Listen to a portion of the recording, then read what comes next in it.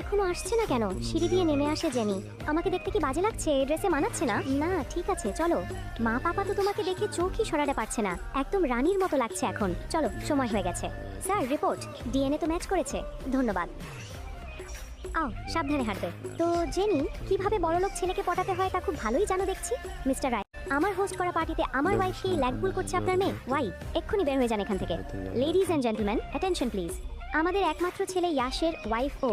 আজকের পার্টিটা হচ্ছে আমাদের ফ্যামিলিতে আরো একজন নতুন সদস্য আসতে চলেছে। দাঁড়ান, আপনি এত কনফিডেন্ট কিভাবে? ও আপনার বংশেরই সদস্য? জেনির আগে যে বিয়ে হয়েছিল সেটা জানতেন তো? এটা জাস্ট একটা অ্যাক্সিডেন্ট ছিল। কোথায় কোথায় আমার ওয়াইফ? এগুলো কি? বিশ্বাস হচ্ছে না, ওর বুকের মধ্যে একটা লাল রঙের তিল আছে। কেউ জানলো কিভাবে যে বাচ্চাটা আসতে চলেছে সেও আমার? চল আমার সাথে। বলছি না, যাবো না, ছাড়ো। চলো বলছি, যাবো না আমি। ইয়াশ বাঁচাও আমাকে। স্যার রিপোর্ট চলে এসছে।